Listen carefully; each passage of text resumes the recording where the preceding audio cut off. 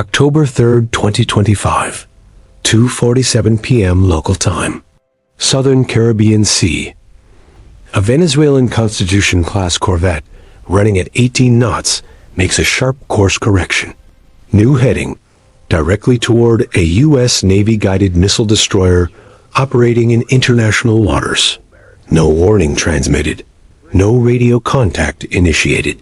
Just 1,700 tons of armed Venezuelan steel cutting through the Caribbean and closing the gap fast. On board the USS Jason Dunham, an Arleigh Burke class destroyer on routine freedom of navigation patrol. The bridge watch spots the turn immediately. Bearing drift. Speed increase. Intercept geometry forming. Combat Information Center calls up to the bridge within seconds. Contact altering course. CPA under 4 miles and closing. Speed now 24 knots. The commanding officer doesn't hesitate. Maintain rows, activate EW suite. Hail on bridge to bridge. Log everything from this moment forward. Bridge to bridge calls go out.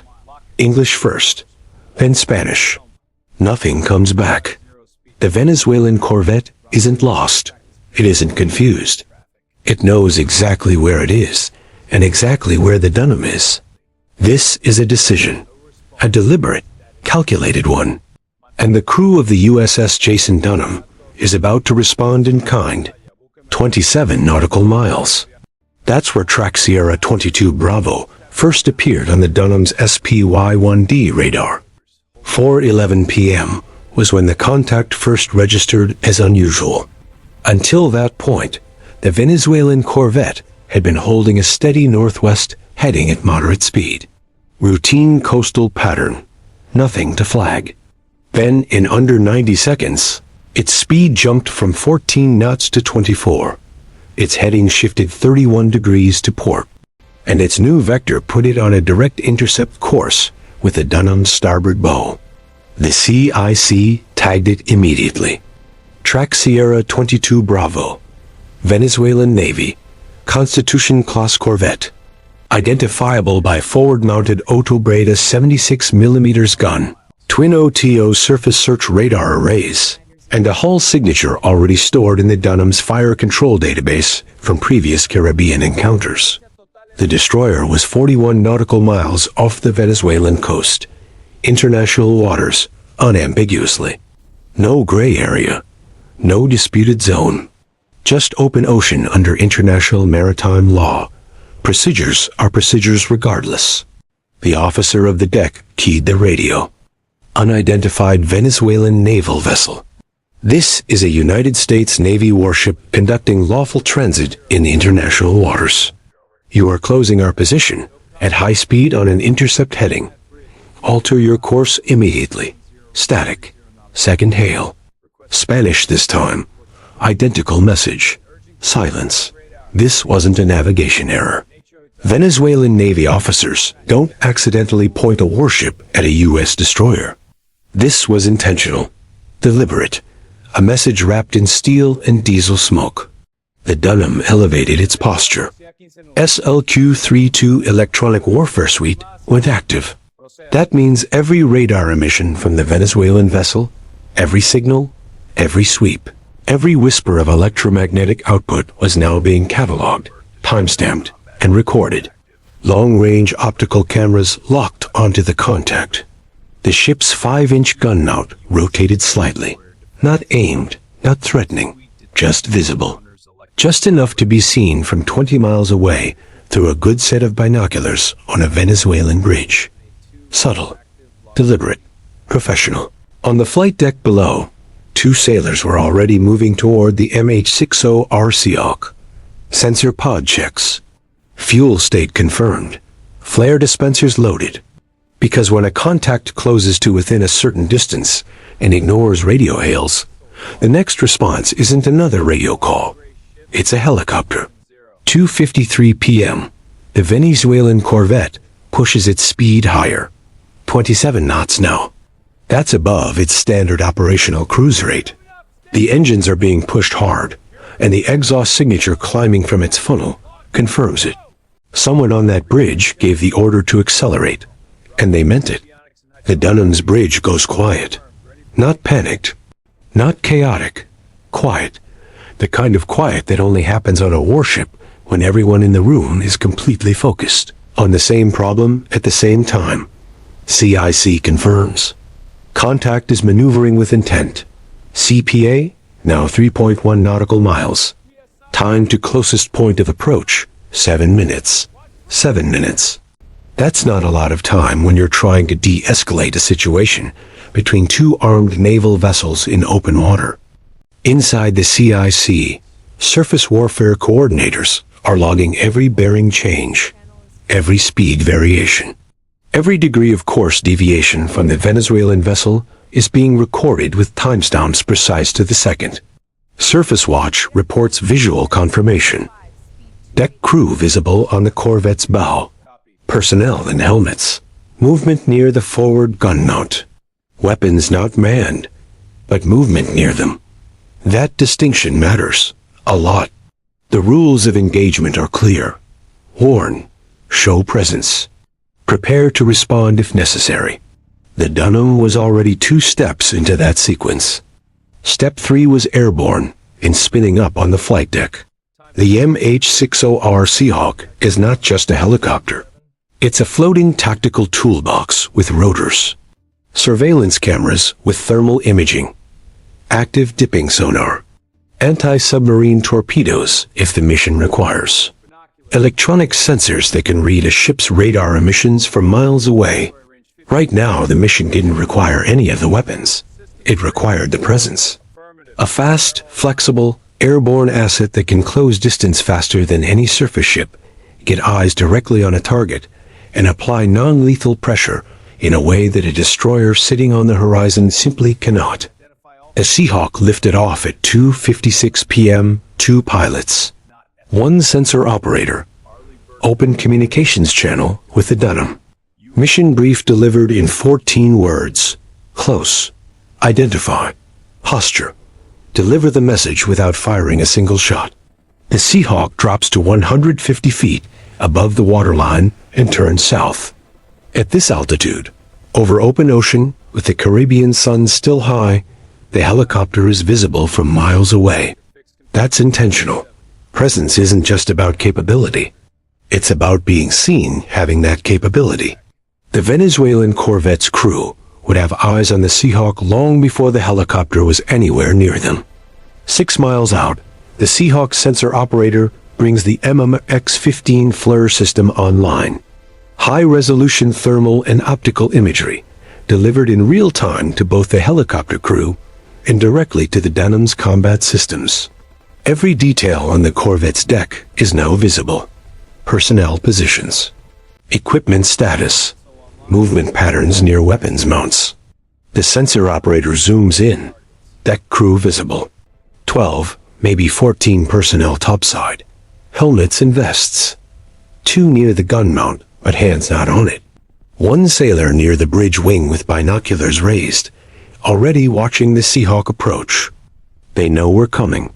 Good. At 2.2 nautical miles, the Seahawk levels out and holds its approach. Not a flyover. Not a provocation. Tactical presence at a distance that says everything without crossing any line. The sensor pod records every second of it with GPS coordinates and timestamps embedded in the footage automatically. This isn't just tactics. It's documentation. Then the message. The Seahawk's loudspeaker system activates. Venezuelan naval vessel. This is a United States Navy helicopter operating in international airspace. You are maneuvering unsafely near a U.S. Navy warship in international waters. Alter your course immediately, or your actions will be formally logged as escalatory and hostile. Same message repeated in Spanish. Word for word. On the Corvette's bridge, figures move. 1 officer steps to the bridge wing, raises binoculars, studies the helicopter for a long moment. Another crew member appears alongside him. They exchange words that the Seahawk's crew can't hear, but the body language is readable, even through a thermal camera. They weren't expecting this, not the helicopter specifically. Not this fast, not this close. Back inside the Seahawk, a sensor operator is watching the Corvette's radar emissions. The SL-232 data is feeding directly into his display. EW contact. Narrow band surface search sweep coming from the Corvette. They've shifted from passive observation to active tracking. They're painting the Seahawk now. No fire control radar tone. Not yet. But the gap between surface search mode and fire control mode on a system like that is a single switch position. That line is getting thin. The Seahawk tightens its orbit. Slow, deliberate, wide enough to stay outside any reasonable engagement threshold. Close enough to make the point impossible to miss. Every sailor on the Corvette's weather decks can see the helicopter's markings. U.S. Navy roundel, White Star. The weapons bay on the underside visible, but closed. Could be sonar buoys in there. Could be a torpedo. They don't know. That uncertainty is the message. We're here. We're watching. We're ready. And you don't know what we're carrying. 3:04 p.m. The Venezuelan Corvette's speed begins dropping. 28 knots to 25. Then 23. The weight behind the hull shortens. The bow wave flattens slightly. Someone on that bridge made a decision. From the Seahawk's optics, the posture shift is visible before the radar even confirms it. Deck crew, near the forward gun mount, are stepping back. One sailor on the bridge wing lowers his binoculars. Another appears in the hatchway behind him, says something, and both step back inside. Then the Corvette's radio crackles to life. United States naval vessel. This is Venezuelan Navy vessel conducting authorized patrol operations in proximity to Venezuelan national waters. We are operating within our rights. We request that you acknowledge our presence and adjust your transit heading accordingly. It is not an apology. It is not a retreat. But it is the first transmission they've sent in 13 minutes, and it came after the speed dropped and the deck crew pulled back. The sequence matters. They backed down first, then they talked. The Dunham's response comes back measured and immediate.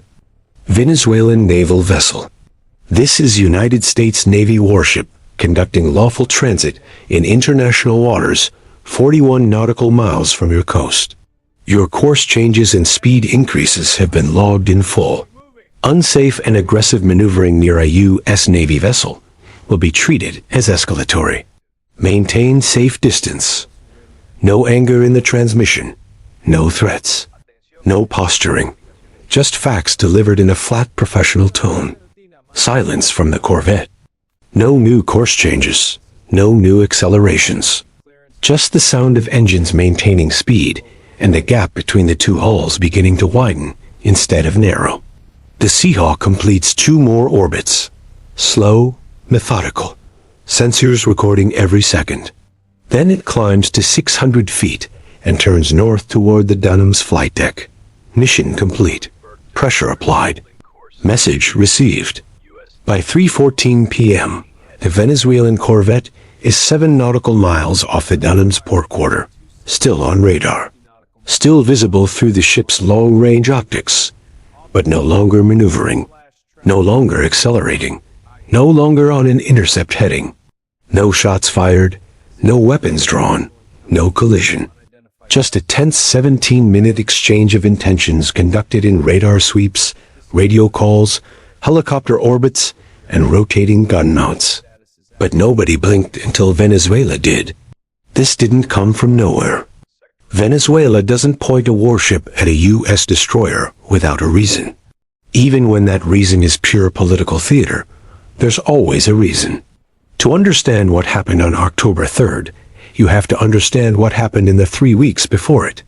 On September 14th, 2025, U.S. Southern Command confirmed in a brief public statement that a joint Coast Guard and Navy operation had intercepted and seized a Venezuelan-flagged vessel carrying an estimated 4,200 kilograms of cocaine in international waters 80 miles northwest of Curaçao. The vessel's crew was detained. The cargo was destroyed. The operation was clean, documented, and legally sound. Caracas issued a formal protest within 48 hours, called it an act of piracy, demanded the release of the crew and return of the vessel. Washington acknowledged the protest and said nothing else. That silence landed hard in Caracas. Intelligence analysts tracking Venezuelan naval communications noticed the shift almost immediately. Increased radio traffic between Venezuelan Fleet Command and foreign patrol vessels. Revised patrol patterns pushing further into open Caribbean waters. Vessels that previously operated within 20 miles of the coast are now ranging 50, 60, sometimes 80 miles offshore. Then on September 22nd, a U.S. Navy P-8 Poseidon maritime patrol aircraft conducting a routine surveillance flight over international waters reported being shadowed for 40 minutes by a Venezuelan Cessna Citation Light Patrol aircraft that made 3 close passes within 1,000 feet. No weapons, no hostile acts. But the radar and electro-optical sensors on that citation were active throughout. Venezuela was watching back. The Dunham's encounter fits the same pattern exactly. This wasn't an attempt to sink a U.S. destroyer. Venezuela's Navy doesn't have the capability or the political mandate for that. What they have is the ability to create friction, to force responses, to generate footage and incidents and international headlines that reframe the narrative. Every time a U.S. warship activates its electronic warfare suite, rotates its gun mount, or launches a helicopter in response to a Venezuelan vessel, that becomes potential propaganda. Evidence of American aggression in Venezuelan waters, regardless of where those waters actually are. Venezuela's maritime doctrine is built around asymmetric pressure. They cannot match American firepower. They don't try to. What they do is show up, get close, make noise, force the Americans to react visibly, then take that reaction and build a story around it. The problem for Venezuela is that the U.S. Navy's playbook in these waters is specifically designed to deny them that story. Warn, document, show presence, do not escalate, do not give them the reaction they came for.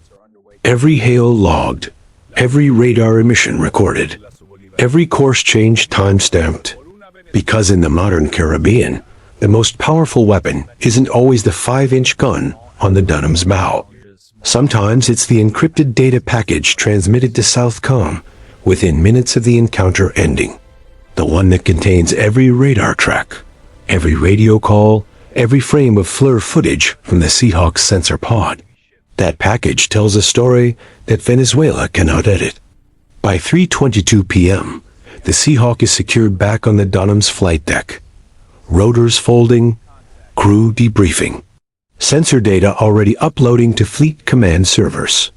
The Venezuelan Corvette is now 11 miles off the port quarter, still visible on radar, holding a steady heading away from the destroyer. Speed normalized. No further maneuvering. The Dunham maintains course.